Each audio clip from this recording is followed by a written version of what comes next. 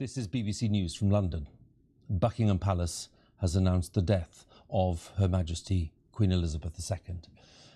In a statement, the palace said the Queen died peacefully at Balmoral this afternoon. The King and the Queen Consort will remain at Balmoral this evening and will return to London tomorrow. BBC Television is broadcasting this special programme reporting the death of Her Majesty the Queen.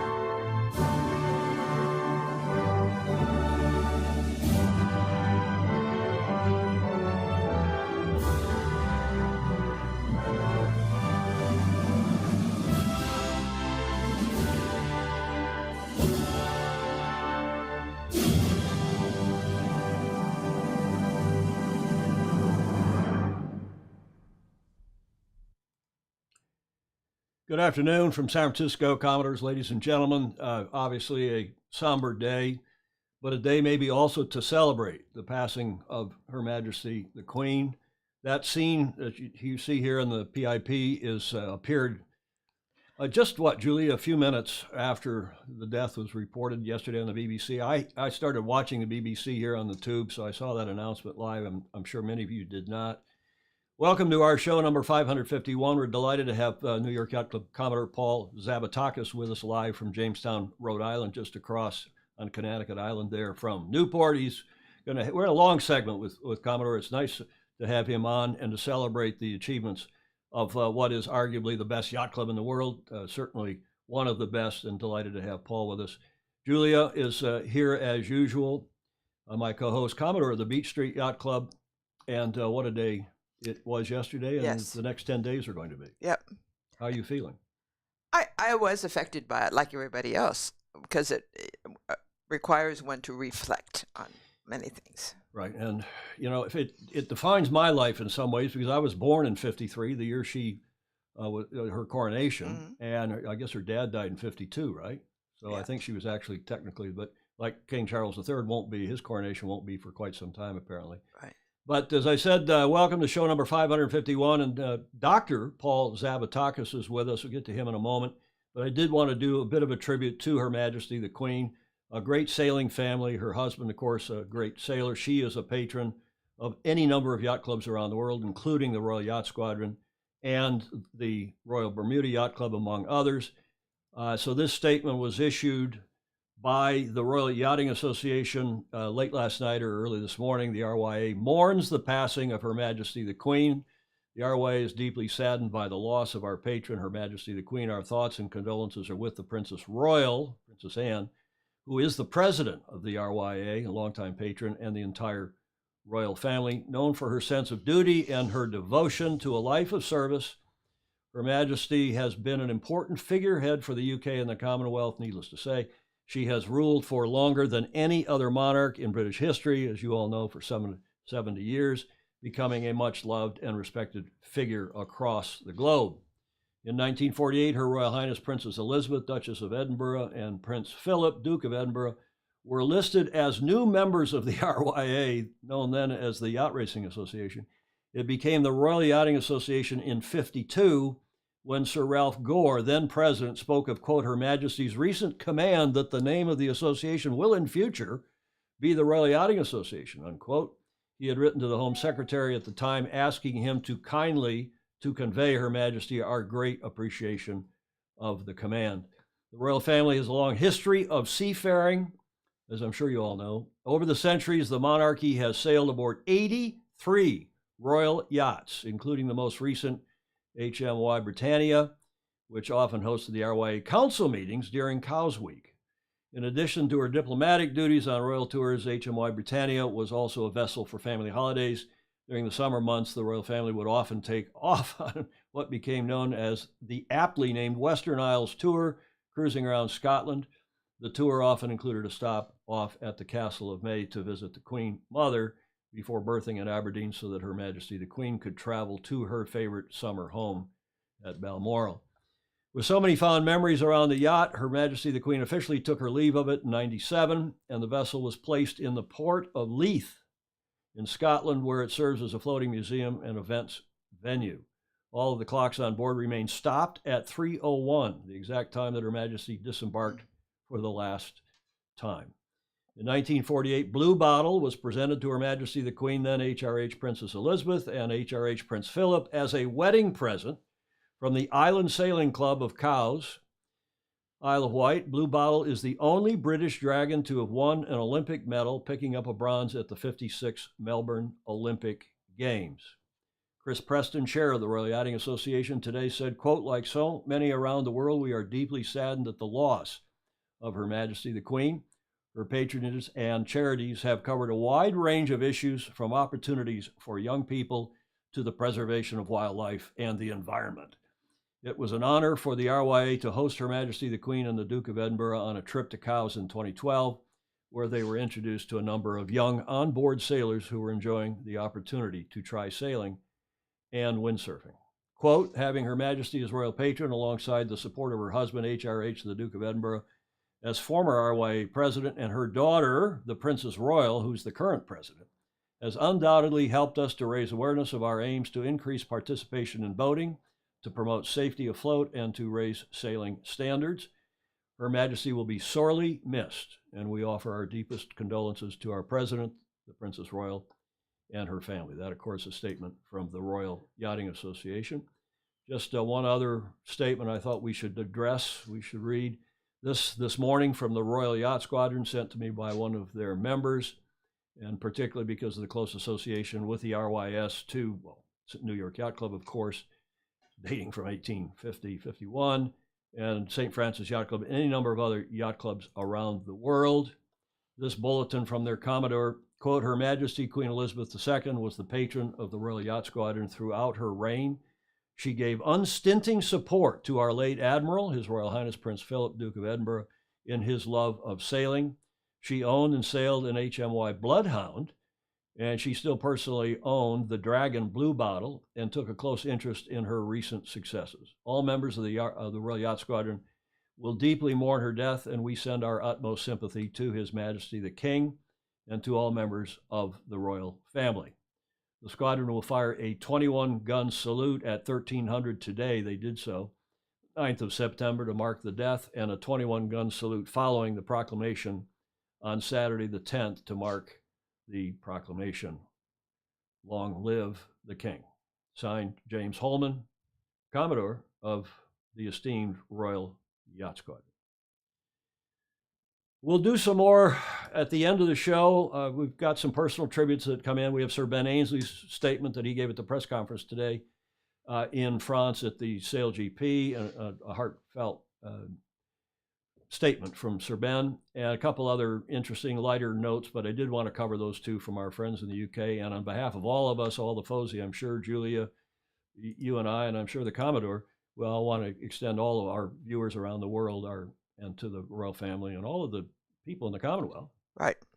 And sailors everywhere, because she was, and he, we did a nice tribute for Prince Philip when he passed away. Terrific life, well led, and a huge, probably the most famous person in the world, wouldn't you say? Absolutely. I mean, people have said straightforwardly and not so, she was this queen of the world. She's the only queen that everybody still remembers. Indeed. Okay, let's get into the starting line here. We're not going to do anything else, so we're going to have John Emmett's regular report a little later, but I wanted to get right into this report with Commodore Zabetakis.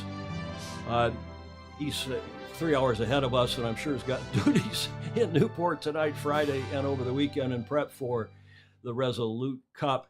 You all know Harbor Court, or at least know of it. If you haven't been there, it's one of the most spectacular clubhouses anywhere in the world. In Newport, of course, the former Brown Mansion up on the hill in the south end of the harbor. And today, in particular, we'd like to talk with Commodore about the Resolute Cup, which runs next week, the 12th through the 17th of September.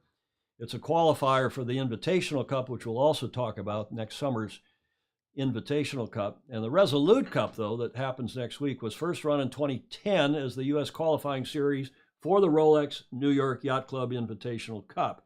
The biennial regatta, which is sailed out of New York Yacht Club's Harbor Court, has since developed an identity of its own. Yacht clubs from around the U.S. send their best amateur sailors to Newport to compete for national bragging rights and the possibility, only one club, it's the possibility of a trip to the Rolex New York Yacht Club Invitational Cup, sailing's premier international Corinthian big boat regatta.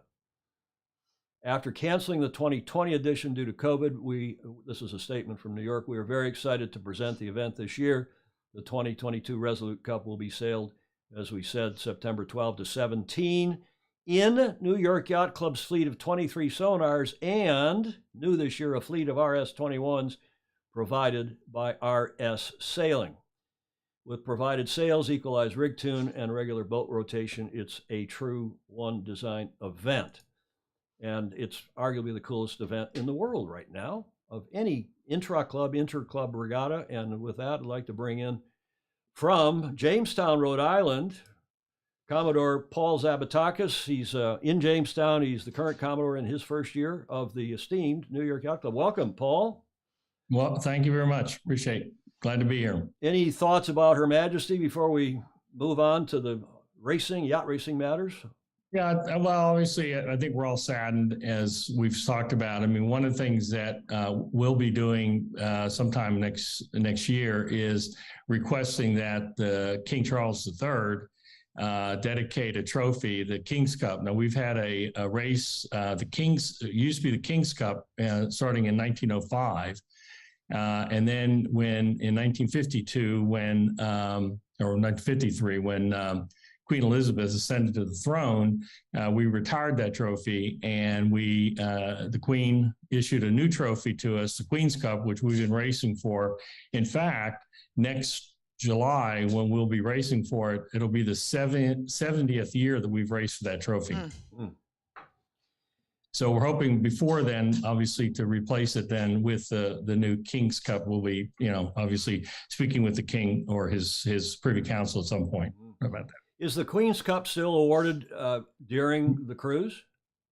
No, actually, we separated from the cruise because as we looked at the deed of gift more closely, it really is open to any yacht or any owner of a yacht who's part of the U.S. sailing. And it was difficult, obviously, if we're on the cruise, for someone to suddenly just join us for one day. So we've been running it separate from the cruise. Although this year we may run at least either just before or after the cruise, but we've tried to separate it so that more people can join in. Yeah, I think I mentioned in the tech check, I sailed for a number of years with Commodore George Carmody, Commodore of one of the clubs down on Long Island, and in his New York 40, and we won the New York 40 division of the Queen's Cup during the cruise from memory quite some years ago, and it's 1842. Well, it wasn't quite that long ago. Probably not that long ago. Feels like it was 1842. The hair was a little darker and a little less thin. Commodore, it says here on your lower third, I put it in MD. You're actually a doc. What kind of a doctor are you? In fact, Julia, I guess you saw in the tech check. Yeah. I was going to ask Julia if she knew what kind of a doctor you were. Yeah, so that's obviously kidney. So I'm a nephrologist, which is focuses on the kidney and fluid and electrolytes. Helped when I was actually in practice running a dialysis clinic in New York, and then the last bit of my career, I worked for a company, dialysis company, and so as well, there's my little bio there. I went to medical school, University of Tennessee. My mother's from Tennessee. In fact, my wife's from Tennessee. So we have a long connection there.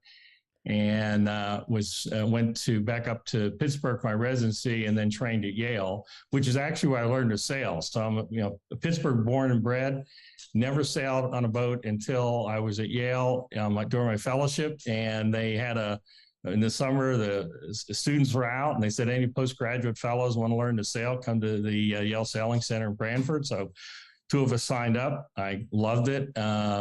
Started my practice in 1977, and was sitting around the doctor's lounge, and a couple of doctors were talking about sailing, that they needed some rail meat. And I said, sign me up.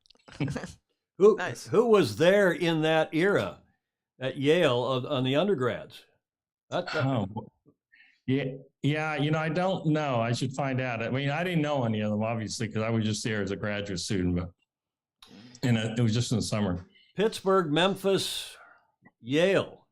Yeah. A lot of comments in here already. We're going to break our comment record today. There we go. Yeah, there's Baton Rouge, who's Batten Ken, and you may know Batten down in Charleston. Don Lunabos across the bridge. Ken Sabins in Toledo. AYC, and I guess that means American Yacht Club or Austin Yacht Club. Facebook user, I believe, is J. Frederick Bland down in Austin. Yeah, AYC did well in the last Resolute Cup, is in again this year. They were second. Yeah, they were second. Julie Ahrens. Hello, Julie. She's in Cleveland, mourning the loss, as we all are, of Her Majesty, the Queen. Luca Craig, it's raining tears of sadness here in Tauranga. Luca's down in New Zealand. It still doesn't seem real, as though our Queen would always be there. Yeah, that's something. She was the grandmother for, all of us in many respects. Thank you, Alistair Murray, who's down in Australia. You must know Alistair, Commodore. He's the head of Ronstan, or was. He's now the executive chairman, I think, of their board. And lots. Monica Diaz is on in Spain. Andrew Watson. Hello, Andrew. Thank you. We're it was tough. My mother, who's on here, Paul, she's Janice F. Davis. She heard that when she was the princess, she said, I heard her radio stuff during World War II. Oh, wow. Yep. not often that the Queen shed a tear in public, but she did when her yacht Britannia was decommissioned. Tear de Jong, who's from the Netherlands and in California these days. Okay, let's carry on here. Commodore, you had a great summer, another great summer at the Yacht Club, including the annual regatta, which is one of the highlights, if not the highlight, along with the cruise and I suppose now Race Week. Tell us about Angelita, the 6-meter, which I sailed on during the '84 Olympics when Peter Uberoth brought her out of retirement and commissioned her as his flagship for the '84 Olympics. Yeah, beautiful boat, continues to sail. I think this is probably a scene from the Round the Island race. We do the Round the Island race around Connecticut Island on the Friday, and then Saturday, Sunday, we do 2 days of Windward Lewards. It's a great event every year, well attended, and this year no different. There is no better race in the world than the Around Connecticut Island race. It's a great. Doesn't matter if you're on a dying northwesterly or if you got the sea breeze southerly. It's just a fantastic race. Yeah, and then coming down the from the top, you got to pick your side, because if you get it wrong and the currents are against you, you'll probably be definitely last. From the top, you got to pick your side. Julia's got some audio on her phone there. I know. Usually, it's not supposed to. Commodore, usually it's her boyfriend, one of her many boyfriends, calling on here. Let me have that thing, Julia. No, I don't have on my. Oh, you don't? Usually it's her boyfriend. You got to turn the audio off. We're getting an instant replay. So the annual regatta. Here's the IC-37s. Tell us about the latest on that class. It went through a couple different kind of related names, and now it's back to the IC for the International Cup 37s. Huge success, eh?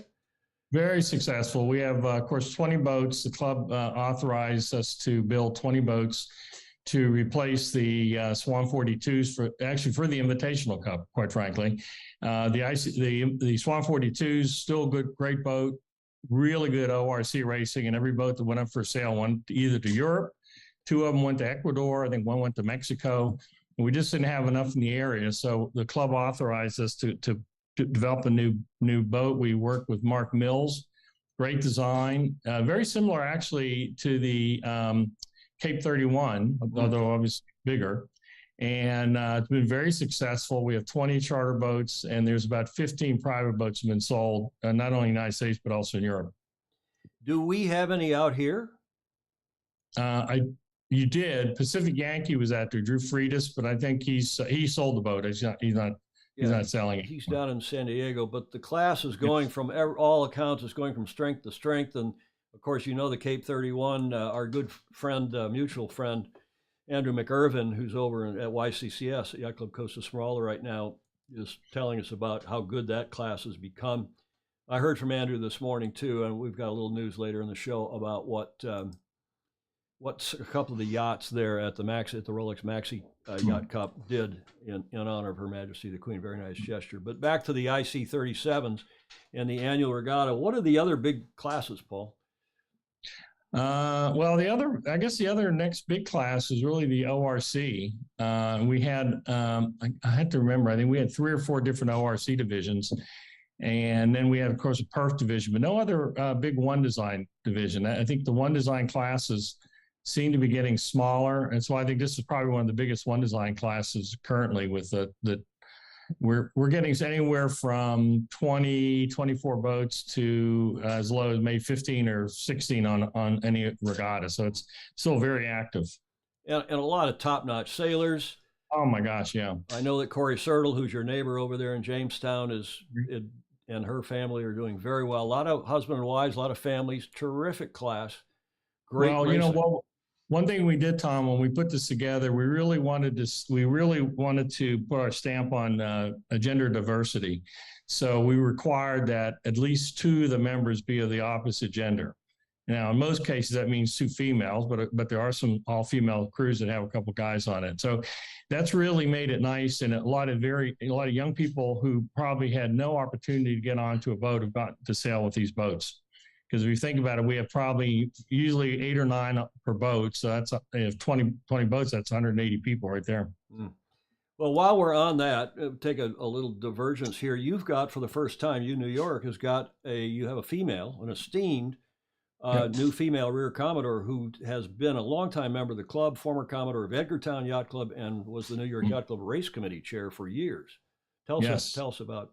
Yeah, Claire Harrington. I think the word you used, esteemed, is correct. She's very really plugged into a lot. She was Commodore at Edgartown. We were there last year for the cruise, and it was clear that she was the boss when we were there, even though she was no longer Commodore. She ran the race committee, did a phenomenal job. I worked with her closely when she was chair of the race committee, I was chair of the sailing committee. And then I was really very pleased when they decided to ask her to step up as Rear Commodore, and she's been fantastic.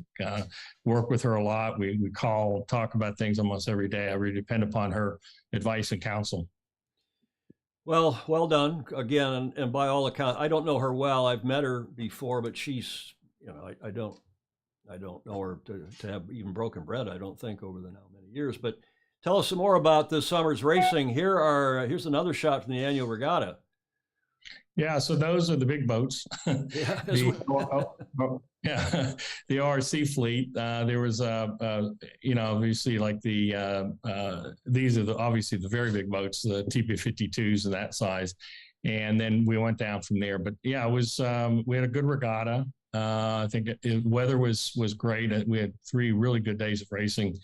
And I think everyone really enjoyed that, and a nice dinner at the end on Sunday. Well, I was going to play, there was an article about you, Commodore, in the Jamestown, what's the name of the paper over there? Jamestown Press. The Jamestown Press from, I don't know, gosh, it was probably 8, 9, 10 years ago. It was a little dated. It had a picture of you. You haven't changed a bit in that time. I'm no joke. That could be good or bad, by the way. People say that to Julia and myself. We've always looked bad. You got a face for radio, Tom. That's what they tell you. Well, both of us, yeah. But Commodore, that article, I just wanted, maybe you can remember what you said. I was going to drag the quotes out, and then it might be a little wrong. But you emphasized it was an article by the press. You were not in the flags yet, I don't think, or maybe just becoming. And the article was about you building a team, putting together friends, having time on the water together as friends. And that's what the sport's really all about. Can you give us a reprise of that quote? Without trying to get into the quote, but that's exactly correct. Again, I think maybe because I started so late in sailing, when I got my first boat, which was a Ferris 33, I put together, many of us hadn't sailed a lot, and we just started working together and became friends. And so that was in, 1979 or so. And today, 30 plus years later, some of those same people sail with me. Not every weekend, but we did the cruise together. We often do Block Island Race Week together. So to me, the racing has always been about the bonds of friendship that you develop. Less so, obviously you want to win, you want to do well, but you can win a lot, you can lose a lot. But I think those lifetime friends that you make is what's really critical about, and what's key about sailing that's unlike almost any other sport. Well, and also we have these, what we call the FOSI. I told you in the tech check, Friends of Sailing Illustrated, and the people who are on here, mostly older, although every now and then we have a lot of the Governor's Cup match racing kids on here because we cover that. Andy Rose and I is another New York Yacht Club member who you will know, who sailed for the Aussies. He was the first American to go abroad. In fact, one of my first jobs when I was a member of New York in '81 was to rewrite what we then called the Rose Rule, or the Rose Rule, which was to stop people from going sailing for other clubs. It's a whole different world. But it's mostly people who are on here because we all believe in that the spiritual heart of the sport are the clubs, right, Julia? That if we don't have strong, it doesn't have to be a fancy, prestigious club like New York or the Thames or the Squadron or St. Francis or tell me who, San Diego. The Portage. It can be a little club like the almost paper club. We now have a clubhouse, but a paper club, off the beach club. You've got them in Narragansett Bay, any number of clubs that don't have facilities, let alone a bar and a swimming pool. Of course, New York would never have a swimming pool because it's a sailing club. It's a yacht racing club.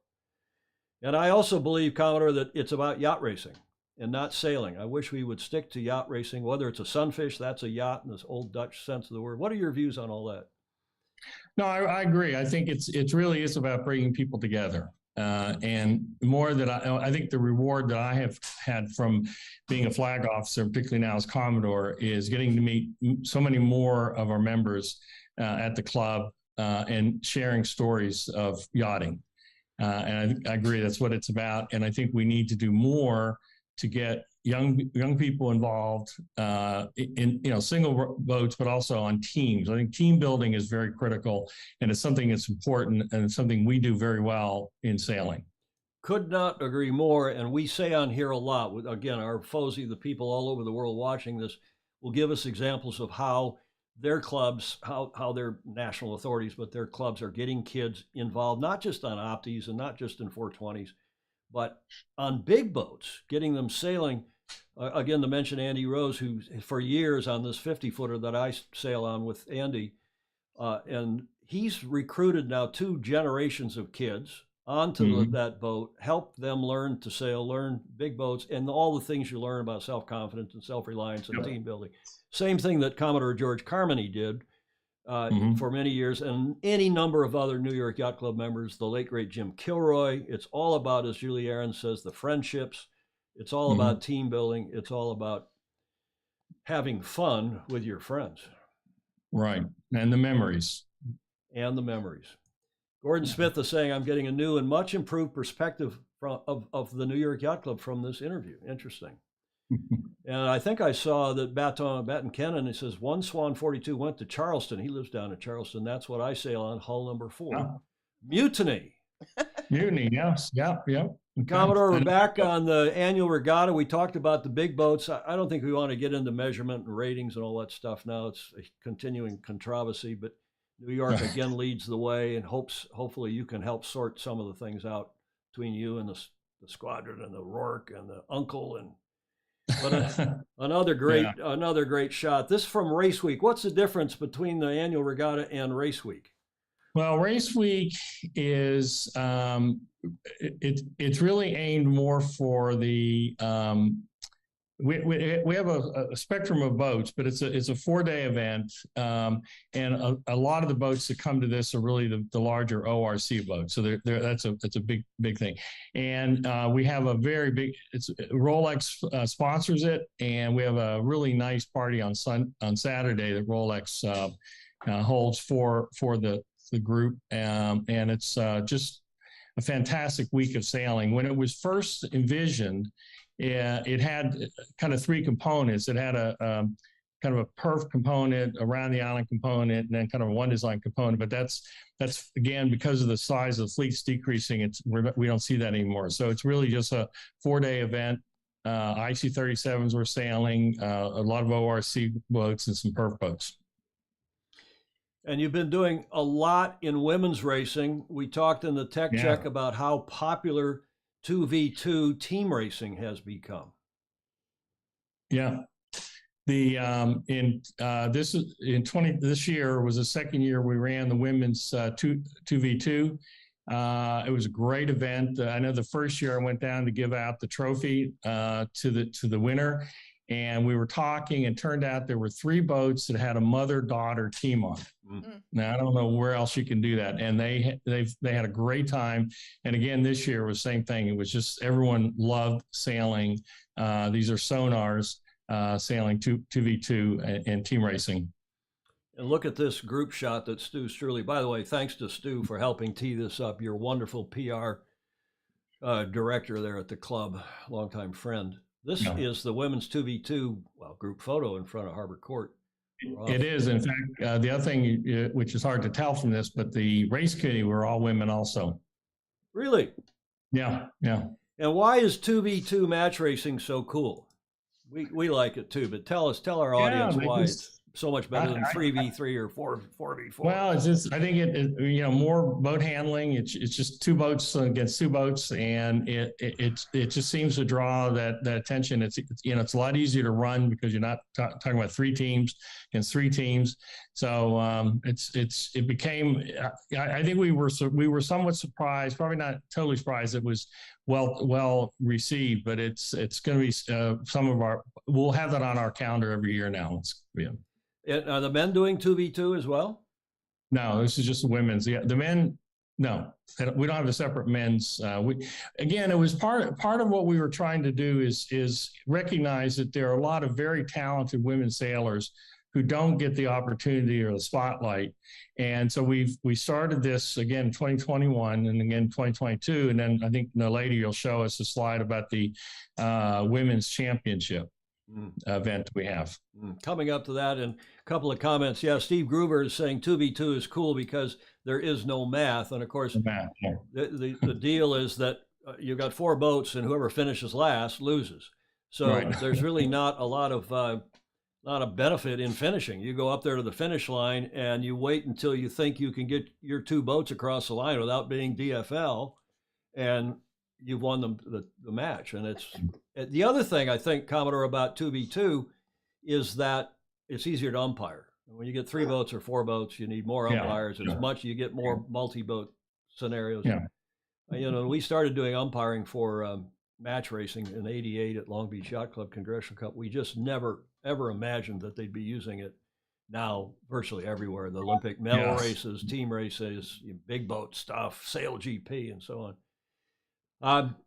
There's a question here from Stingray wanting to know about the Cup. No, I told the Commodore, I said, look, I'll talk to Terry Hutchinson about the Cup. Let's stick to other non-America's Cup matters today, and we'll get Paul back on another time. But we really just wanted to talk and celebrate New York Yacht Club and the fantastic job that the club is and has been doing with their racing program, particularly this summer, and also get to the Resolute Cup here in a sec, and why that is going to be such a great event next week. You were saying, Commodore, the women's championship regattas. Yeah, so this is the first year, and this will, again, an event that we're going to continue to run. It'll likely run every other year. And it's similar to the Resolute Cup in some regards, in that it's really the top women from yacht clubs who are invited to sail. And again, it was an idea that we had to say, look, we've got a lot of really great women sailors. Let's let them shine and get on the boats and sail. So we put this together, and again, it was a home run. Women really enjoyed the racing. I was again in the sonars. Great weekend, and again, we're going to continue with this event.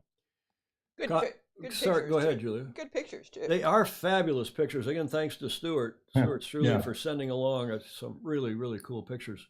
Alan Long, as I can say, as a former trustee of Ida Lewis, he's saying, is Ida Lewis affiliated with New York Yacht Club? No, we're neighbors, but not affiliated. No, it used to be that back in the day before Harbor Court, Ida Lewis was station number, whatever it was. It was a station in New York Yacht Club. It helped with the running the America's Cup prior to the loss in '83, or up through the loss in '83. Neighbors, and people thought, oh, New York's going to come here and buy Harbor Court, and it'll be the demise of Ida Lewis. Ida Lewis has gone from strength to strength. It's a very strong yacht club. They do a lot of junior sailing. It's a great club. And some offshore sailing. They've got the Ida Lewis distance race. Mm-hmm. Yeah, great club, and a lot of members of both. People are members of both of Ida Lou, as we used to call it.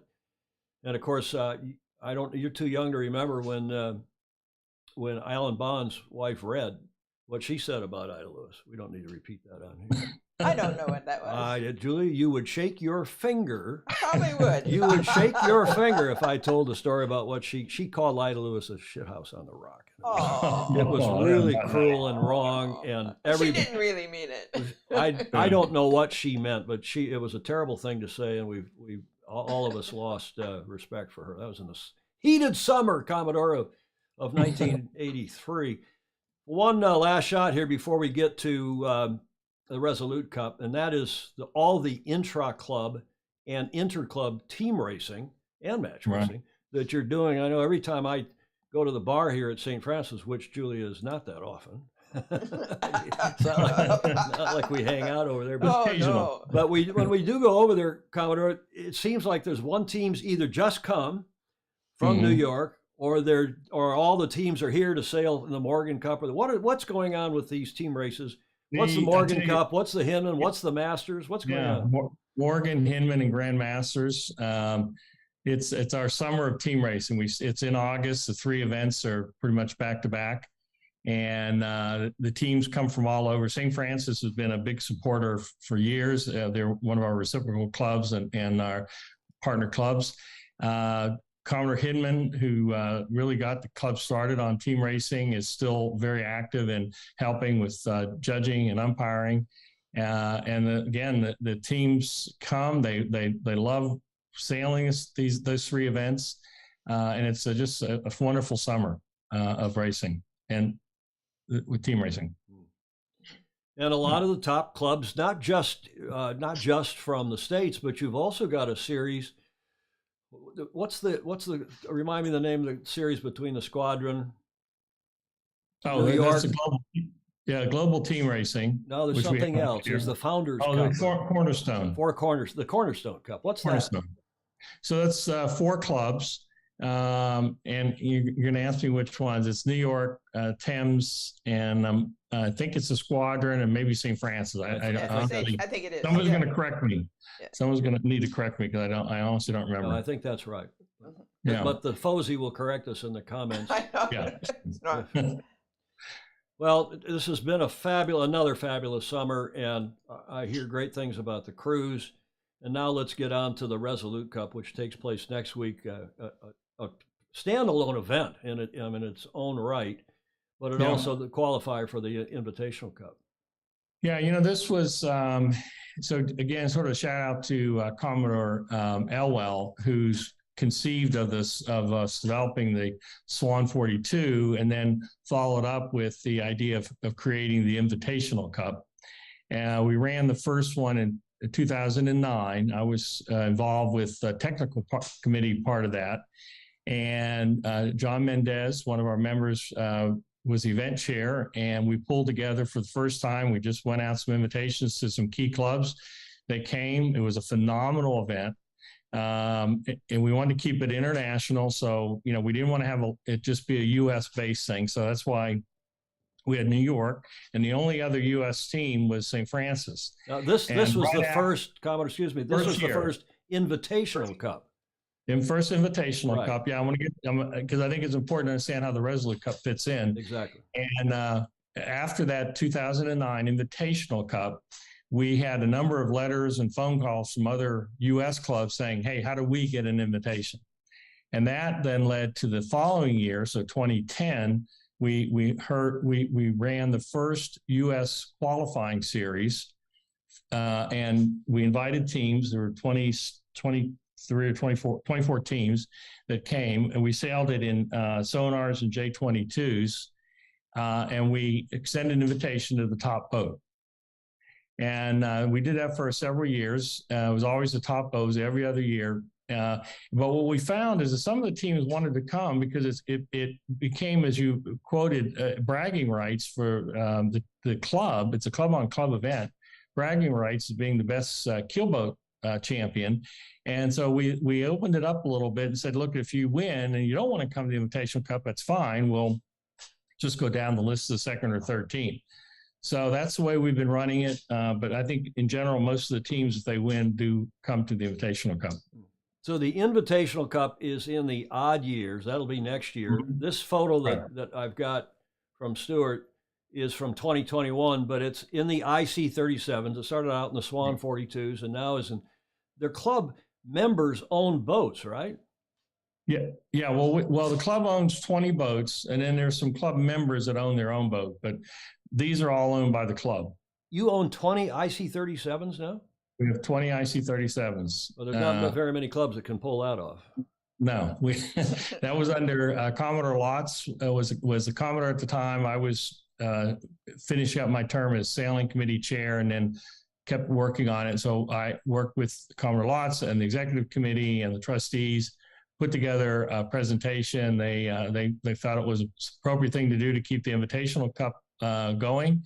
And they authorized us to go out and get these boats. We bought 20 of them, and we store them, and the members can charter them for the other events during the year. Yeah, we've had Commodore Lotz on the show any number of times, talking mostly about IC 37s. And one of the I suppose developments in that class is that this year the Canada's Cup was held in IC 37s. Was the second year they held it? Was it the second? Yeah, second year they held in the IC-37s. So I hope to see some out here at some point, more than just Drew Freitas's boat that he's apparently now sold.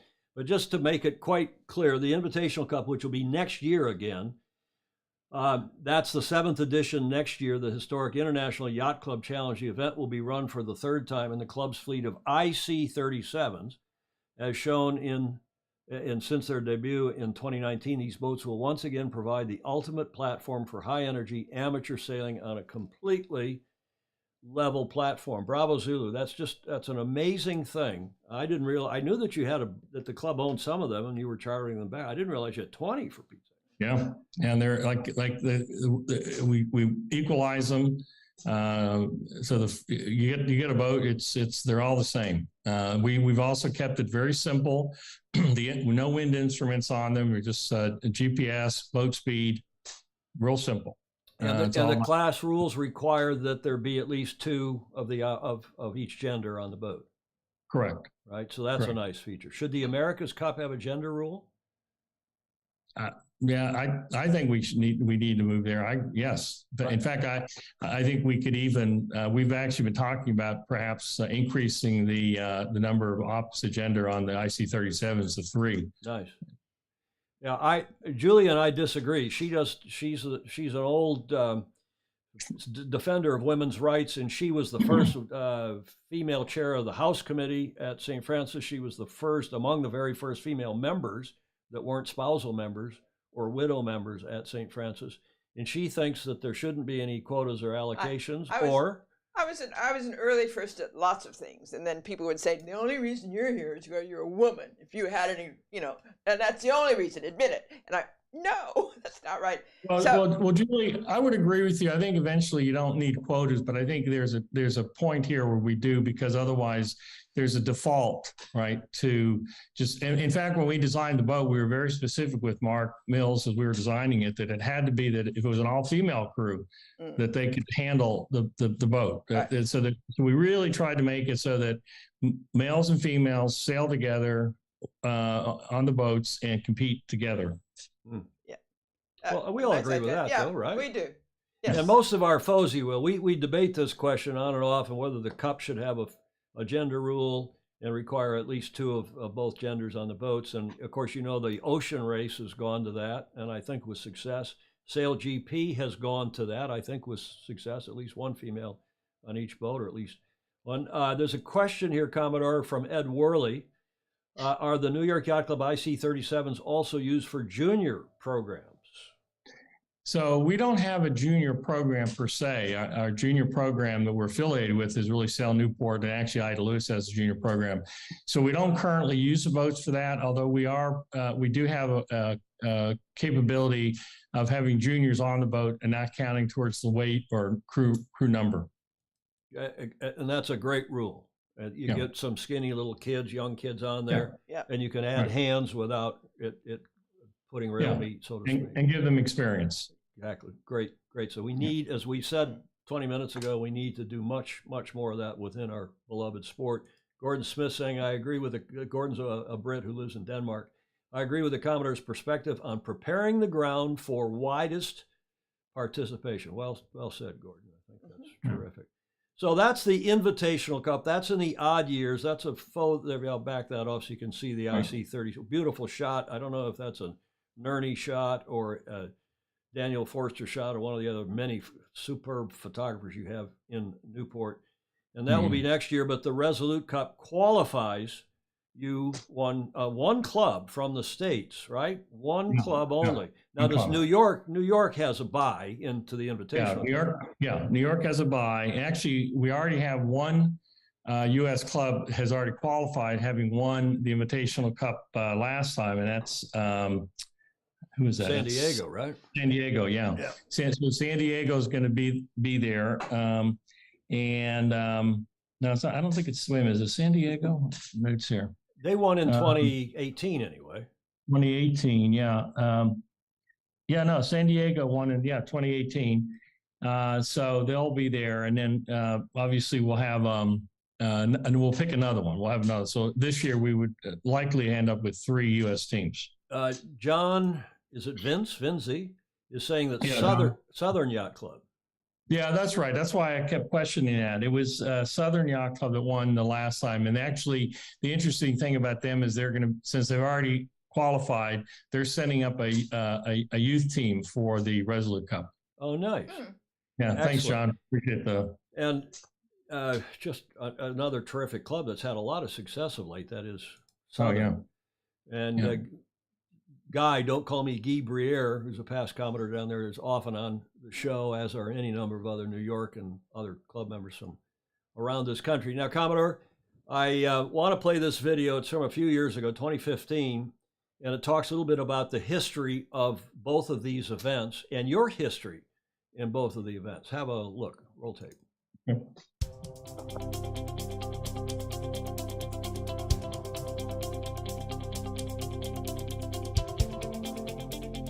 So what does it mean to you to represent the New York Yacht Club, and what did you have to do to gain that honor? Yeah, well, it means a lot to represent New York Yacht Club and also the United States of America, because that's part of our team. We put a team together last winter to try to compete for this. As a little bit of background, I've been involved with the event since '09, put together the first technical committee and ran that for the first two events, and then in 13 I was the event chair. And that year we had a pretty good season, and the crew started talking about wanting to represent the club. And I said, well, we can't do it in 13 because I'm running it, but in 15 we can try. So we put a team together. What I thought was really important is we put the team together so it was all New York Yacht Club members except for the two non that were allowed. So if we did qualify, it was the same team was going to be racing rather than having to reconstitute the team. The way we're set up with the qualifying series for New York is it's the annual regatta, which is 3 days, and then 4 days at the Nationals in July. And if you qualify with your usual team, then you have to kick some guys off, guys or girls, and then you have to put New York Yacht Club members on. So what I did is in 14, sort of in the winter, we put some new people on the boat through New York Yacht Club members. Everyone committed to the season, and our first regatta was Key West. And to me, what was important there was the dynamics of the people on the boat as well as off the boat. Did they enjoy being together? Did they work well together? And they did. And then we just started working on the mechanics of trying to get better and better through the series of races. So the annual regatta we won. Well, we actually tied for first with Apparition, which was the other boat competing. And then the Nationals was the final qualifying series, and it really came down to the last race that we did to win the event and qualify for New York. Well, so you're used to a bit of pressure. Are you feeling more pressure by being the home club? And just talk to us about the support and scrutiny you're under because you represent the home club and all its prestige that goes with it. Yeah, I don't know that I feel more pressure. I think the pressure into the Nationals was really intense, just the qualification. And so what I've tried to do here is just relax a little bit and enjoy it. I know this is a phenomenal event. It is, meeting friends that I've met over the years, other teams from around the world being involved with the event. And but I do feel pressure. I want to represent the New York well. Commodore Potts said, make sure you do well. And so we're going to do our best. And you did do well, win the cup back. Commodore. We did, we got second. We almost won it. Royal Thames beat us in the last race, the last day. A common theme of what you've discussed with us, with Julie and myself here, but also what you've been talking about in that video from 7 years ago, team building, friendship, clubs within the club, getting club members all together. Talk some more, please, about that. Yeah, I think it is. I think it's, we met so many people over the years from Australia, New Zealand, Japan, Italy, England, and you see them every 2 years, and it's like they're friends, and they are friends, and the memories that you create, not only with them but also with your team. Some of the people that you see in this video are still sailing with me, and we just have some phenomenal memories of racing together, learning together. Win or lose, we come off the water and we have a good time together. And I think that's always, to me, has been the important thing. I do not want somebody who's a rock star on the boat who wants to just step off the boat at the end of the day and go his way or her way.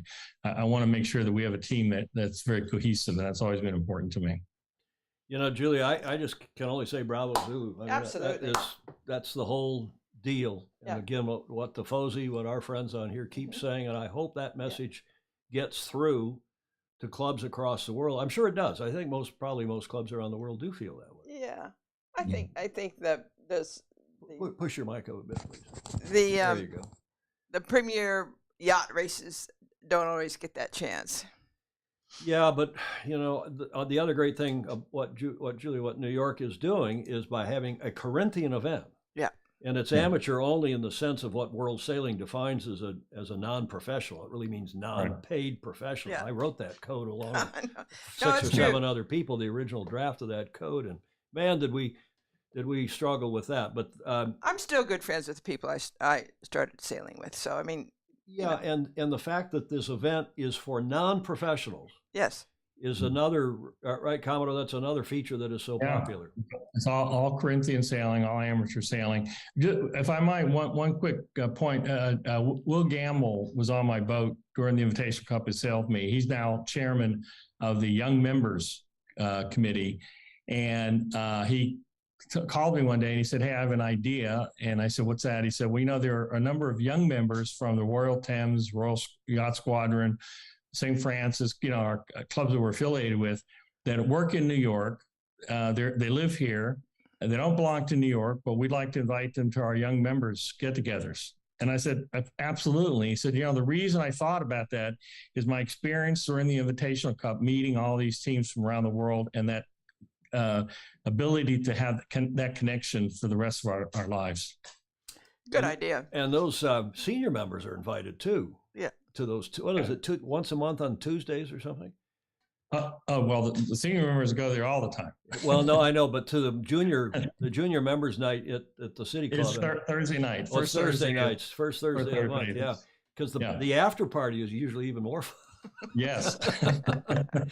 Friendship, and here it is again. When teammates are mates, they are not only, Julie Aarons is saying, Julie in Cleveland, who's very close with Grant Dalton, by the way, they are not only have more fun, they are more successful. Could not agree more. Yes. David Morris, Richard Morris is saying, our sport is all about friendships and team building, and yes, winning helps. Mm-hmm. Absolutely. Let's talk about, sir, if we can, the Resolute Cup now. There you have 23 entries, as I understand it. Is that right? 23 from USA yacht clubs for this event coming up next week.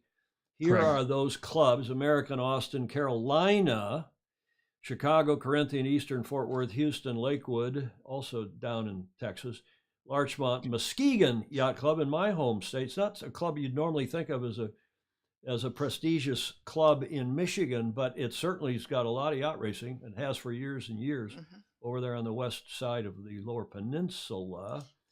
Muskegon Yacht Club, and then, of course, New York, Newport Harbor, Norotan, Pensacola, San Diego, Seattle, Shelter Island, which is a great club on the North Shore of Long Island, Southern Yacht Club down in Nolens, Stamford Yacht Club, St. Francis, Storm Trysail, and our sister club across the bay here, the San Francisco Yacht Club.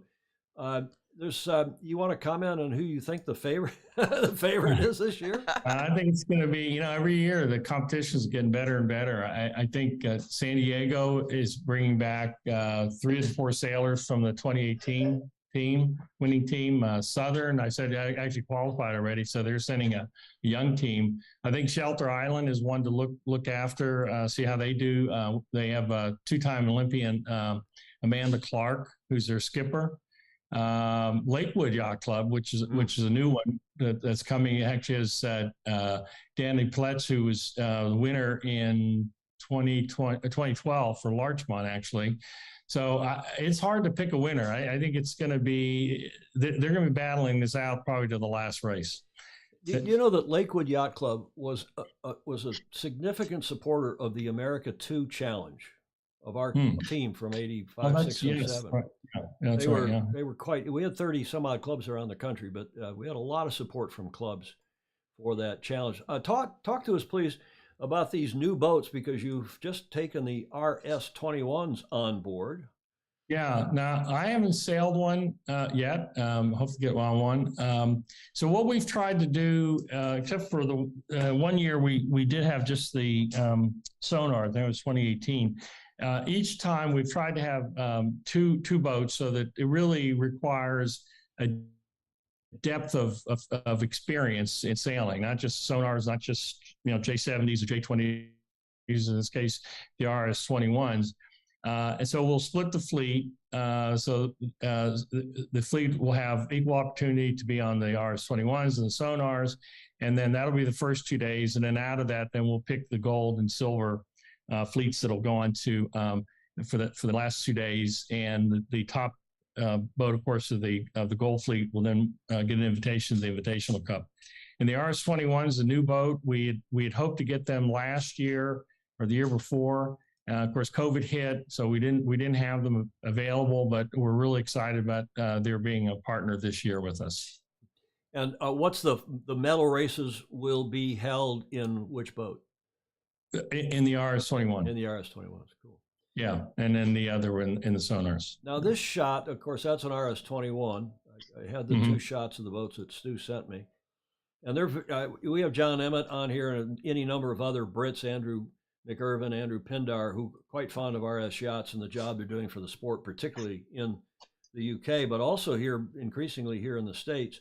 Now, these are the sonars from, I guess this is a shot from 2018, and I've got a couple quotes out of the recent release that Stuart wrote for the club. While the boats are roughly the same size, that is the sonars and the RS-21s, they require different skill sets which will reward teams of versatile sailors.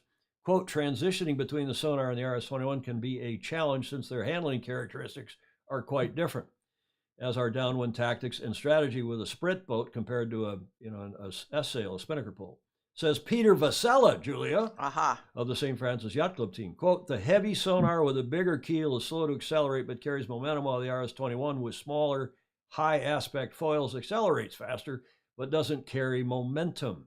Starting techniques have to be tailored to each boat. The teams can feel comfortable in both boats and mentally switch gears the teams that can feel comfortable in both boats and mentally switch gears will probably be up at the top in the medal races and the final standings. That's, again, Peter Vasella there at the left, who's a veteran OD competitor, decades of experience, Star Laser Etchells VX1, and it's his second time competing in the Resolute Cup. Quote, I love this quote, participating in the prestigious Resolute Cup is an opportunity to compete and test your skills against other amateur sailors from around the country, unquote.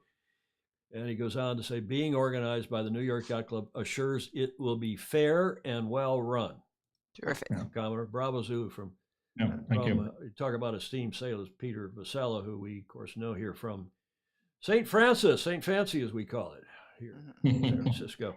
Here's the I thought this was the 2018. Has there been was there a 20? I thought that was the 2018 results, San Diego, Austin, Eastern, but maybe I've got. Yeah. When did Southern run? It's interesting. I have 2018 San Diego. Oh, you know what? No, here's what the difference is. San Diego did one in 2018 in the Resolute Cup. What we're talking about with. Yeah, I got it. Yeah. They Southern won the Invitational Cup in 2021. 20, yeah. Last year. Okay, got it. Okay. Yeah, so so they're obviously invited back. COVID has done a lot to our our brains and our memories. Yes. And that whole period, we can't. Tom Pace, who's the Commodore of Pensacola Yacht Club, says, I've sailed the RS-21 and it's a great boat, very similar to the Viper 640, which is their club boat now down in the GYA, as you probably know, Commodore, the Gulf Yachting Association. The guys from Southern will be good on that boat. We from Pensacola are looking forward to the chance to compete in this year's event. Yeah. Gordon Smith over in Denmark saying, with respect to RS boats, does the New York Yacht Club have a perspective or a program to get less able-bodied participants on the water, Commodore? So the club doesn't, but we support Sail to Prevail that Paul Callahan runs, and that's run out of Sail Newport. Yeah, Paul's another Fozy, as we call him, Friends of Sailing Illustrated. He's a great guy. And his kids are terrific sailors. Terrific sailors. Yeah, they just started at Harvard. Both of them were at Harvard. Yeah, one was #1 in his class at prep school, and one was #3. Bright kids, good sailors, very articulate. Yeah. And I saw them at the, what was it, Julie, the Rose Cup. The kids were there Yeah. and did quite well. And we'll see them at the Governor's Cup sooner or later. Yeah, they're just starting. Yeah. So back to the Resolute Cup, more from the release. There is no better indication of the regard with which clubs hold this event than the quality of the sailors lining up to compete. While all are certified amateur sailors, as determined by World Sailing, the sport's international governing body, there is a strong contingent of sailing talent, including regional and national champions, collegiate All-Americans, and former Olympic sailors. It's from Stu's, one of his most recent press releases. Quote, we're talking about Amanda Clark here. Our club, this is Amanda's club, Shelter Island Yacht Club. Our club has a growing talent pool. I was very honored when the team campaigning for the Resolute Cup asked me to join, says Shelter Island Yacht Club skipper Amanda Clark there at the left, a two-time Olympic sailor in the women's 470. Quote, my husband and I now run a water filtration and water testing business, so I have less time to sail or coach. I had to wait till I knew what my summer and fall was going to look like before I could commit. Well, that's what Corinthian sailing is and should be about. Yeah. Shelter Island Yacht Club, which is, a great club, a lot of good sailors from there, but it's not, we don't think about it, Commodore, as one of the top, very top clubs, perhaps competitively in the country, notwithstanding, again, a lot of good sailors from there. Shelter Island Yacht Club may look like the epitome of a quaint, family-focused club from the outside, all of which it is, but beneath the weathered wooden shingle exterior is a serious competitive fire. Quote, our team has solid experience sailing and sonars, as our club has a few we use for match racing and team racing, says Clark. While we have the 2 RS-21s at the club on loan, we are trying to maximize our time training. So far, we have found the boat to be sporty and fun to sail. We've been working on downwind mode choice and teamwork around the course. What a great quote from a terrific sailor. Yes. Well, our Vice Commodore, Jay Cross, is a member of Shelter Island. Shelter Island. Talks very highly of their skill set. So, I think that's going to be a very competitive team. I had to date myself, but Jay and I raced 470s against each other. Oh, really? Yeah, he's Canadian, of course, from Toronto, from Royal Canadian Yacht Club. He's a very good sailor. He is a terrific sailor and has been a very successful guy in business as well, as you know. Julie Ahrens, it would be wonderful if there were workshops and other opportunities for lake sailors to learn to participate in and get ocean racing. You got lots of ocean racing, Julie. You've got both Mackinacs, you got the Cross Lake Erie, you got every now and then the Trans-Superior race. You got a lot of, that's ocean racing. Okay, it's lake sailing because it's freshwater. But Commodore, another photo here after those great quotes from Amanda Clark. This is another 2021 photo. I guess this is when we're both thinking now of Southern Yacht Club because they won in 2021. Yeah, right. And these are again in the IC37s, the Rolex New York Yacht Club Invitational Cup. And another question is from somebody, Stingray, who's up in Seattle, a retired Boeing engineer of considerable repute. And he's asking, Julia, his question was, how long has Rolex, right? Was that his question? Yeah. How long, Commodore, has Rolex been involved with New York Yacht Club? It's been 60 years. 60. 60. Yeah, they've been a big supporter of the club. That alone is bravo Zulu for what Rolex does and continues to do for your club and St. Francis and a number of other clubs around the world. Big supporter of sailing. We really cherish their participation and their support. Yes, they've been wonderful. Okay, Commodore, can you stay for a couple more minutes? Sure. And then if anyone else has a question, Alan Long, who's on the lakes, is saying, yeah, but Tom, we don't have tides or significant current. Yeah, but I grew up on a pond the size, not even the size of Newport Harbor, and you quickly learn about currents, to say nothing of the currents out here in the bay, but you quickly learn about currents and tides, and it's not, and it's just one more challenge. It's just one more interesting thing to learn about. So come on, Alan, it's not that hard. And you can learn. You just have to spend the time and energy and get somebody who knows the local power up and put the boat down. That's J. Frederick Bland. I think that's who that is. Commodore, we've got a submission. I have a FOSI, by now a friend, called Ed Worley, who's here from California. I think I mentioned the tech check. He sailed with Eagle, with Newport Harbor Yacht Club's challenge, and helped with that challenge. He volunteered as a kid, now and back in the 80s, and he prepares from time to time a trivia question. It's more than a trivia question for us. And he prepared this one today in honor, sir, of you. He said, since you got the New York Commodore on, and of course you'll know the answer, Julia will know the answer, and probably a number of others, but what is this building and how is it related to the America's Cup? Ed Worley's question of the week on America's Cup history. And I don't know if we wait here. There's still some comments coming in. Current is not rocket scientist. It's brain surgery. Steve Gruber. Alan Long, no argument. He's not but didn't get it till I sailed on the East Coast. Yeah, okay, fair enough. I didn't get it either. Hell, Alan, when I went from sailing on this little pond northwest of Ann Arbor to going and sailing in the Great Lakes, that was a big deal where you have wind and waves, and right. That was intimidating. And of course, you get to Newport, Rhode Island, you quickly learn about the currents. Yes. Yeah. Come out to Block Island Race Week. Yeah. I know. Or come race here in San Francisco Bay. Yeah. On a strong tide. So what's the answer here to this trivia question? What is this building and how is it related to the America's Cup? Steve Gruber saying Mercury Bay. Nope. Gordon Smith saying starting line umpire's hut. Nope. that's okay. We do have some folks on here with a sense of humor. Anybody else have a guess that's not a New York member? If you're a New York member, put it on. Peter Taylor, thanks Peter for helping today. He's our friend in New York who helped.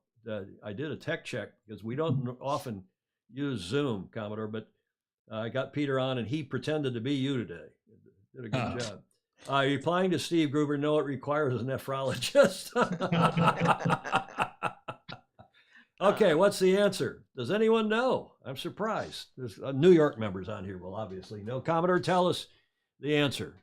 Well, that is our original clubhouse, built in 1845.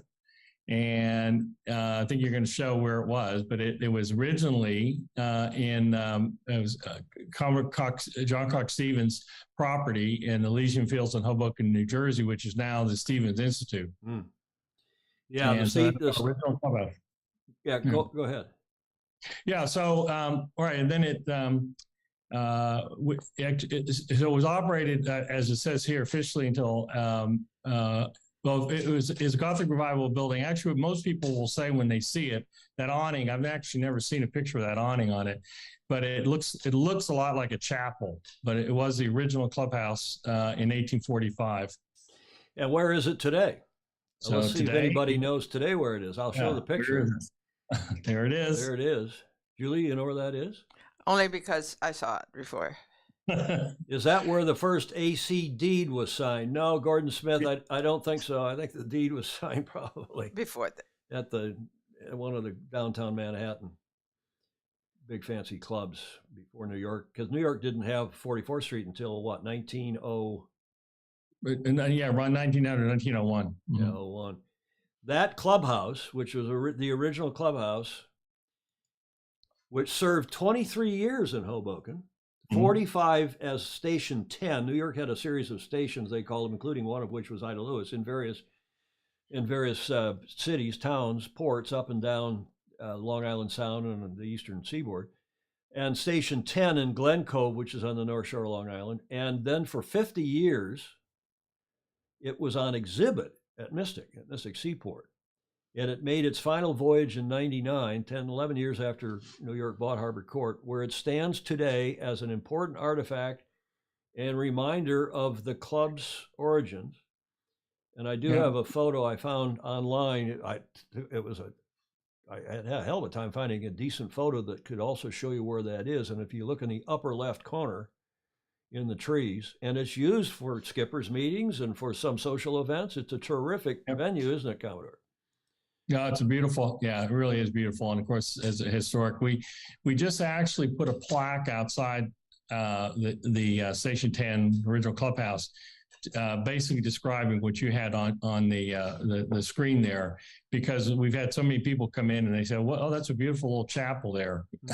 And so we want to make sure people know that's our original clubhouse. It was actually barged from Mystic to Harbor Court, as you said. And it was when Commodore Dewey and Dewey Isdale and Charlie Dano were involved. Charlie Dano, who, of course, is another longtime late great friend, but he was another terrific supporter of America too. Big boat sailor, maxi sailor. Gordon Smith is saying Hoboken, as in Death of a Salesman. Yes, yes, Gordon. Alan Long saying yes, that's where New York Yacht Club got its beginnings, in Hoboken. Right. Of course, in those days, the Cup was raced in New York Harbor and South Harbor and out and around. And so it was not unusual. I mean, that was not an unusual place to have a clubhouse. Commodore, thank you for staying for all that. Thank you for the history, for the thoughts, and congratulations on everything the club is achieving and continues to achieve. Well, Tom, thank you very much. I appreciate having the opportunity to talk to you and talk a little bit about the New York Yacht Club. And to all my friends out there, thanks for listening, and hope to see you on the water soon. Thanks, Commodore, and have a great regatta next week. You have, oh, by the way, you have live coverage. Yep. On what Friday, Saturday? Friday, Saturday. Yeah, they'll be tracking every day, but then live coverage on Friday, Saturday. So we'll tune in. It'll be on Facebook or YouTube or both? Yes, correct. Thanks, everybody, saying thank you, Paul. Thank you, Commodore. Very, very much indeed. We'll see you soon. Absolutely. Thank you. Thank you. Ciao. Ciao Bye for now. now. The esteemed Commodore of New York Yacht Club, current Commodore. He's in his first of what is normally a 2-year term, and he was live via Zoom, not from the clubhouse there, not from Harbor Court, live via Zoom from his home. He has a winter home down in Stuart, Florida, I believe it is, but he's got a place over in Jamestown, which a lot of Newporters and New York Yacht Club types have homes over in Jamestown. It's a little less hustle bustle and a quieter, smaller community. Very, very nice. On Connecticut Island, which is in the middle of Narragansett Bay, the East Passage is the water between Connecticut Island, Jamestown, and Newport, and the West Passage is on the backside. And of course, that race we talked about around Connecticut Island is a terrific race. Julia. One of the things I was thinking about, and didn't quite have a chance to ask him, but when one decides to become Commodore, that's a 10-year commitment. At least. At least. I mean, first of all, you are doing good work for the club for any number of years. I think Paul was chairman of the race committee, or he's chairman of the sailing committee, I guess, which is, very prestigious. Right. And a lot of work. Yes. And as is the race committee, as you know, as is the house committee. Right. And so you any number of times, and a number of years rather, doing a lot of work in the committee level, and then you're probably on the board at some point, either as an elected director or as by virtue of your position you're holding as a committee chair. Some committee chairs automatically are members of the board, and then it's a 6-year term. Two as rear, 2 as vice, and 2 as Commodore.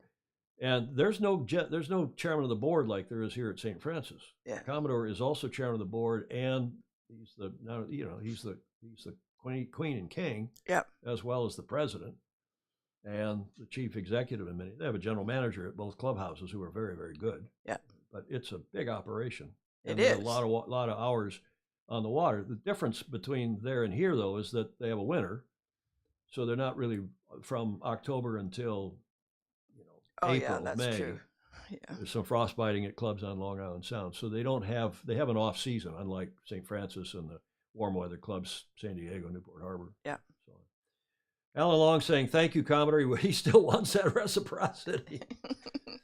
The problem for New York with reciprocity is like St. Francis, like any of the big city clubs, Royal Thames, the clubs in Sydney, Royal New Zealand, they get overrun with visitors, and every Tom, Dick, and Harry comes in and says, "Oh, I know Julia Zabetakis. Can I come in and have a look at the club or see the model room?" And they're overrun by people who A, maybe have a legitimate interest, but B, a lot of people who are just touroids, as we used to say in Michigan. Yeah. It's a mixture between two words, tourist and another word. Thank you all. Thank you, Commodore. That was a lot of fun. What's impressive about him is he really does know what's going on at the club and in all areas and in great depth. And our poor Commodore has 4 years in preparation, but it doesn't.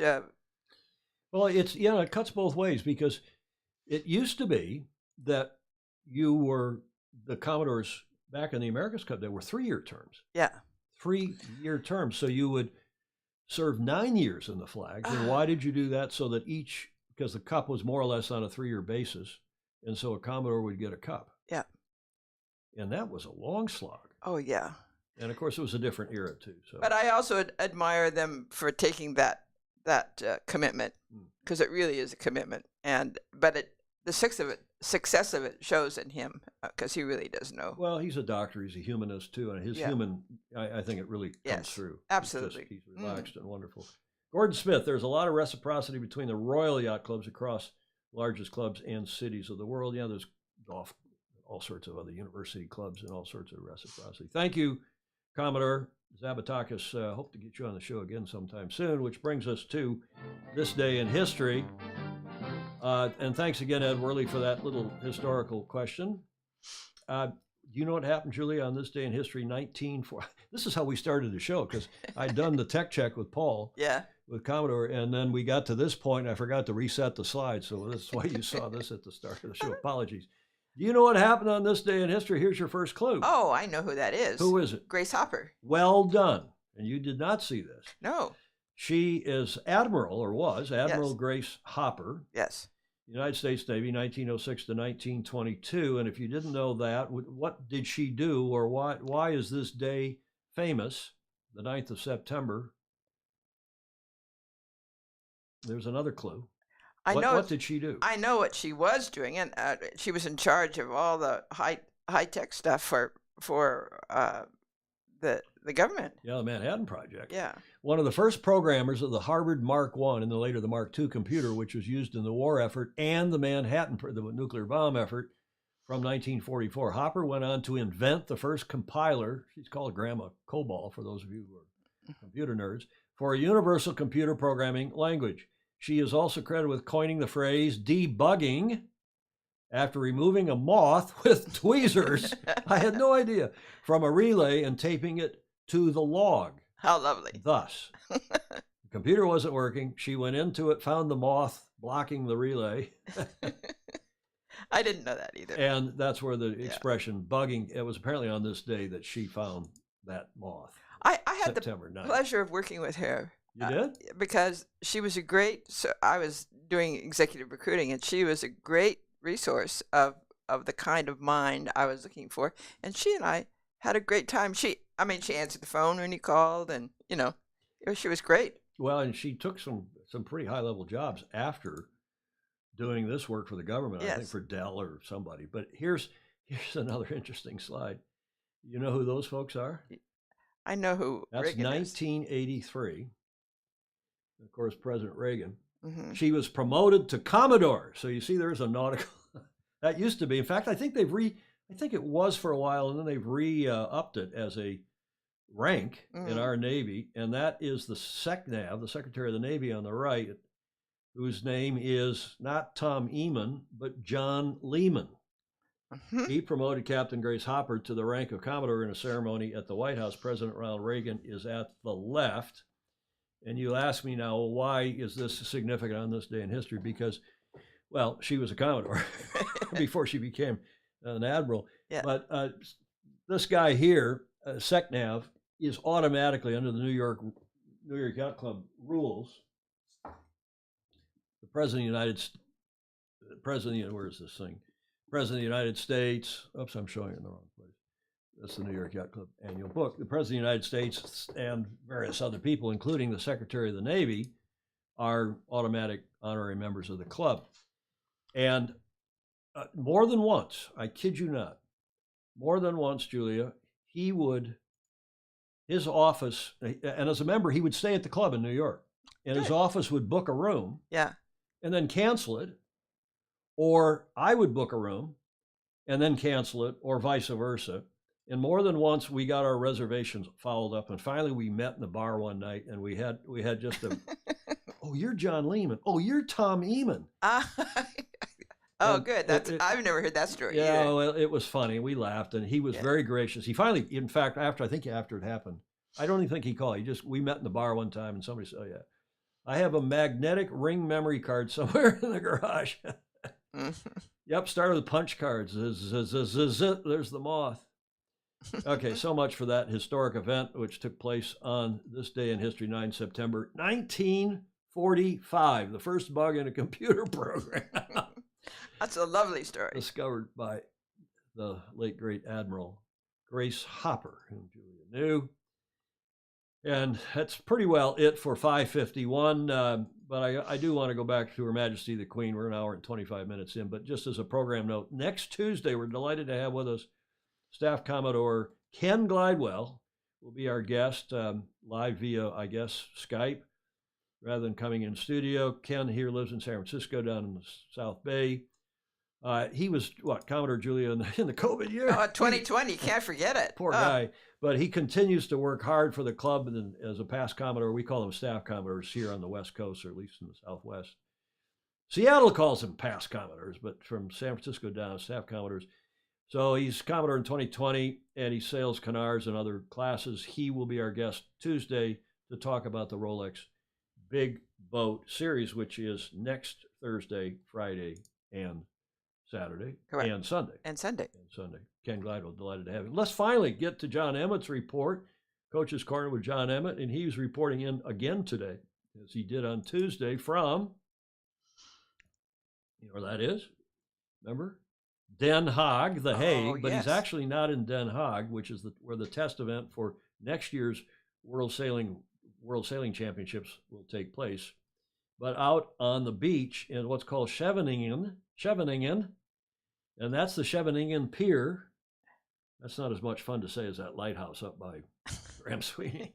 Kurhaus. But the Kurhaus is fun to say. That's that big building in the background, which was built in the 1880s.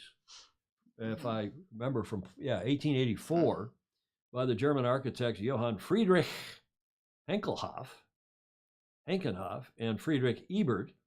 It was originally a concert hall and hotel. It burned, yada, yada, in the late 1880s. And then it had some famous painting, a beautiful building, but it has recently been restored.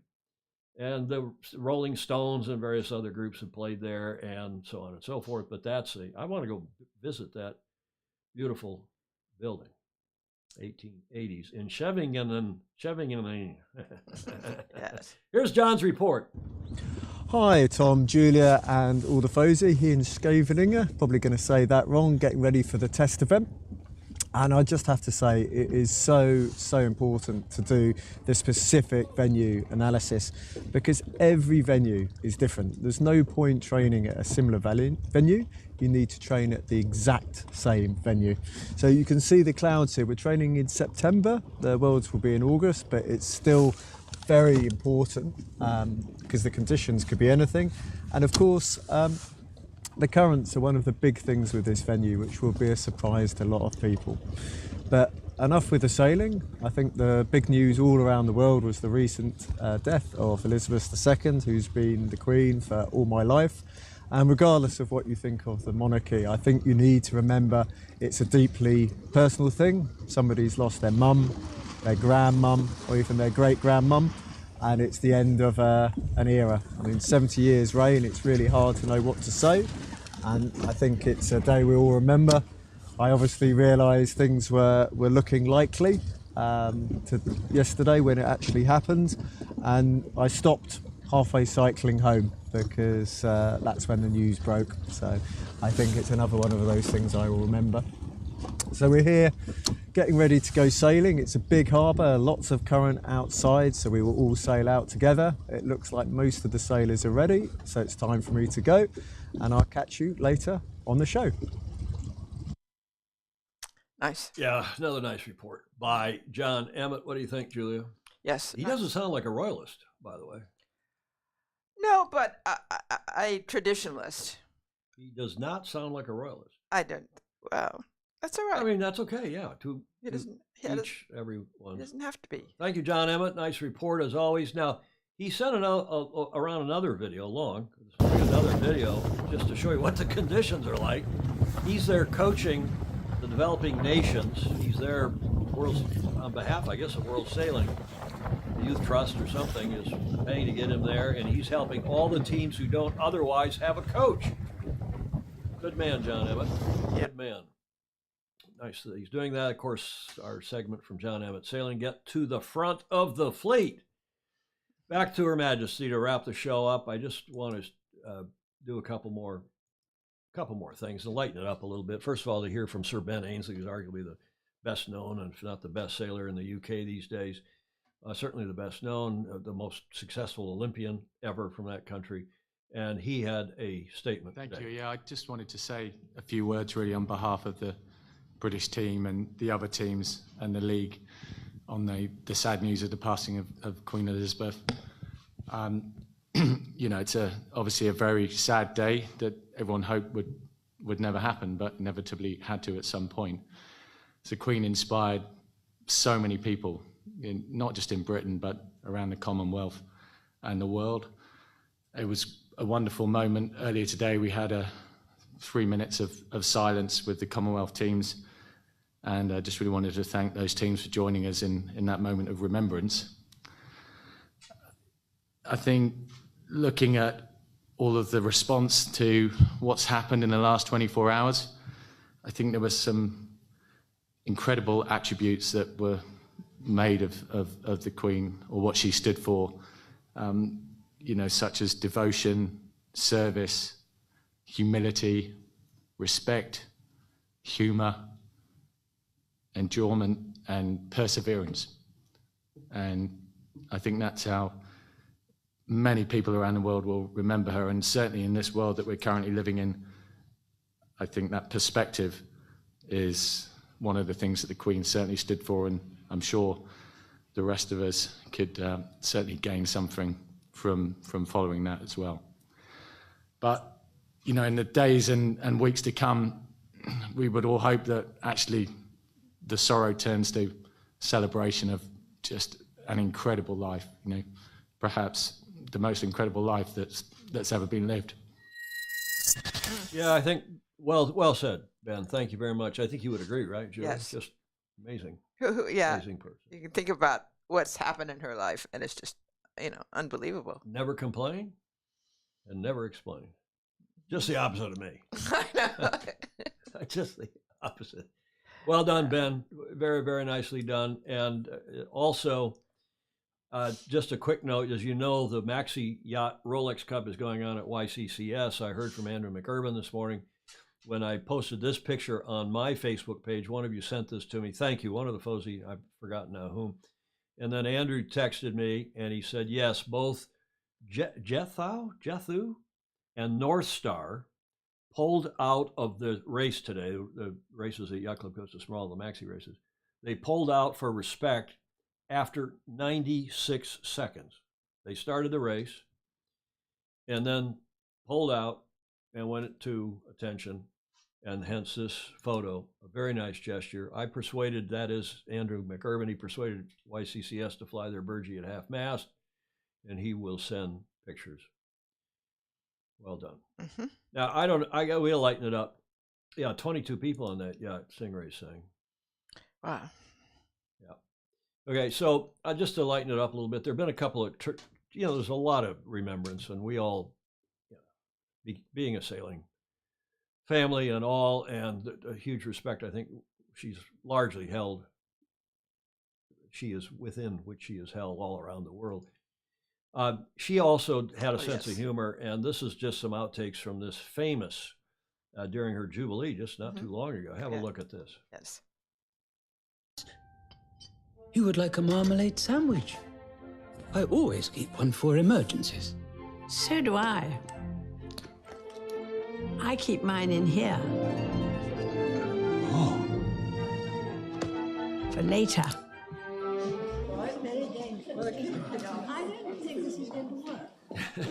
This was not too long ago either. There is a knife if you want. I know there is. Camilla doesn't know what to do. The Queen Consort. Clothes-wise, does it look all right with the background? Yes, it does. I mean, Johnny, it'd be awful if you said no, because I don't know something else. You said no, I don't have anything else to change into.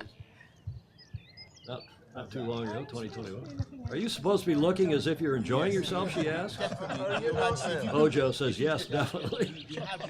We have been enjoying ourselves in spite of appearances. Of all the places in which Sir David Attenborough has filmed and of all the species he has studied, Shall I go and look? Yes, do. even he will admit his 90 minutes with the Queen in the garden of Buckingham Palace was something quite different.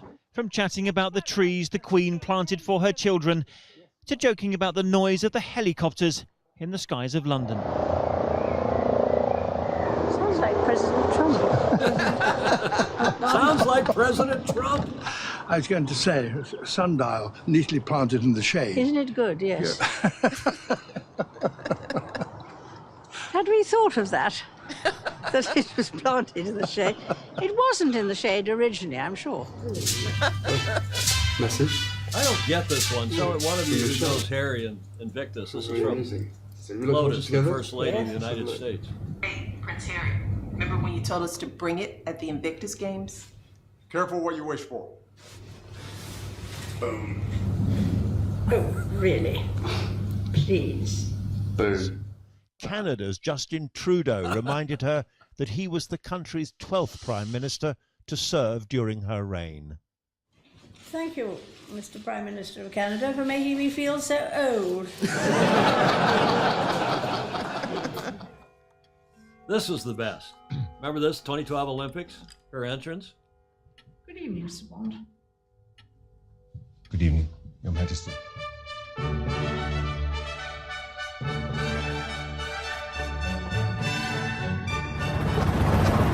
The film, Happy and Glorious, specially made for the ceremony by the BBC, it does suggest a royal arrival unlike any we've ever seen.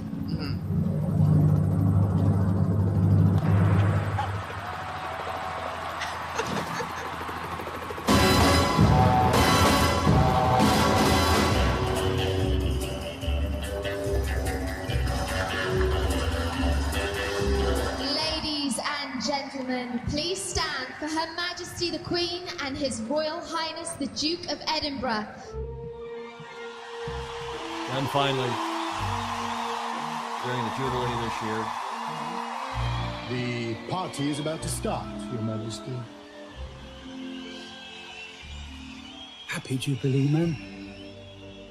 And thank you for everything. That's very kind. brings a tear to the eye. It does. Doesn't it?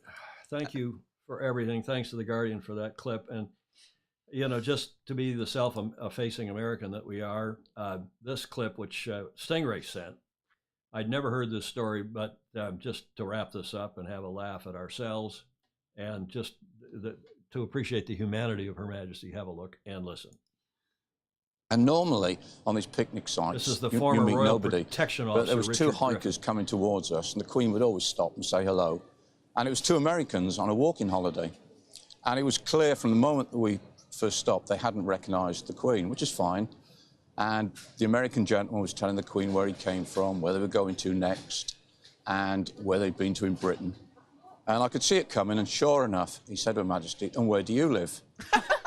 And she said, "Well, I live in London, but I've got a holiday home just the other side of the hills."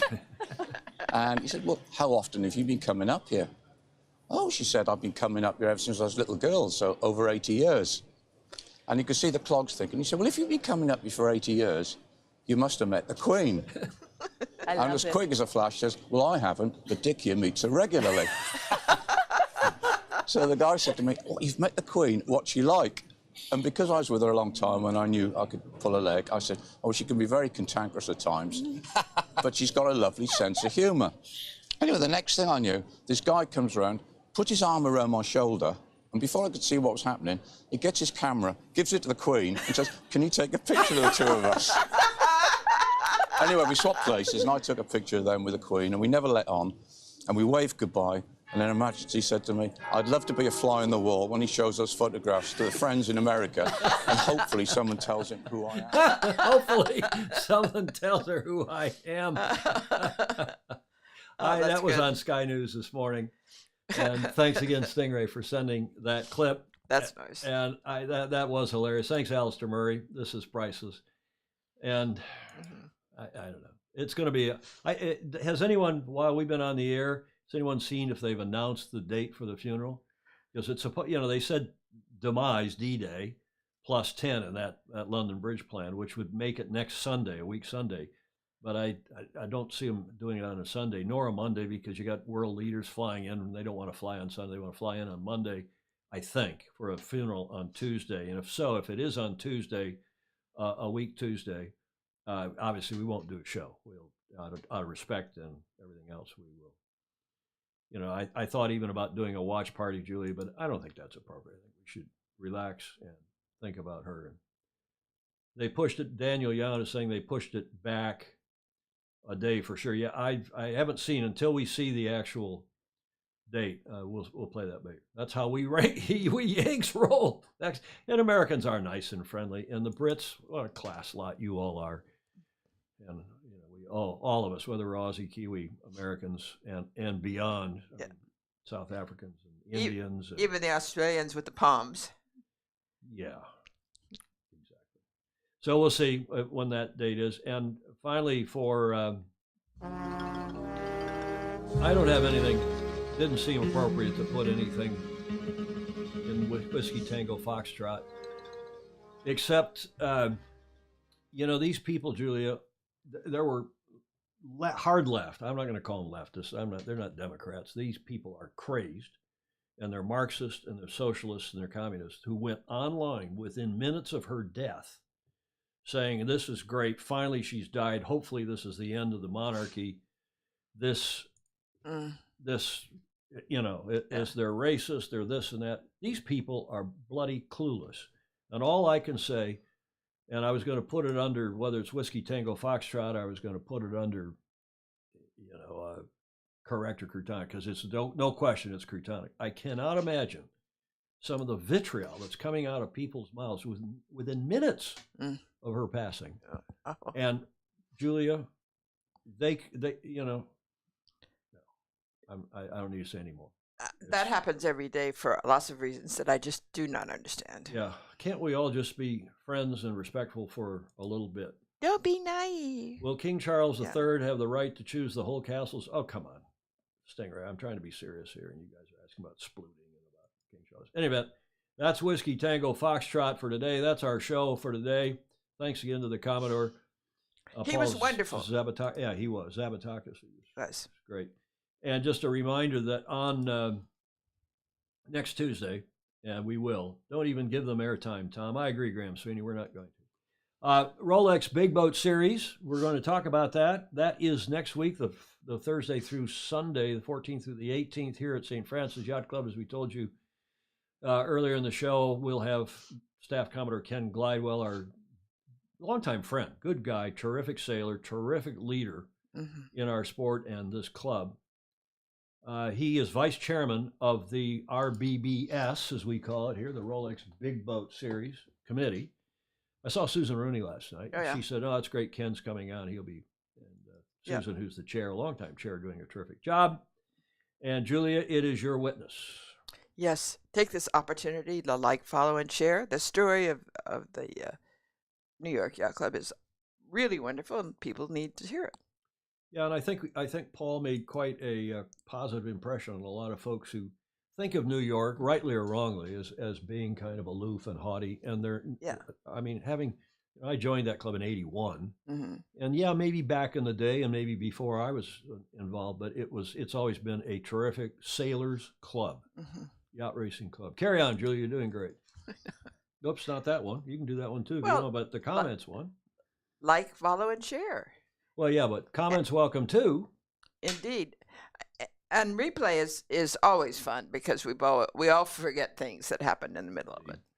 And if you will, support us on Patreon, please. Patreon.com/join/Sailing Illustrated. Julia, any last thoughts?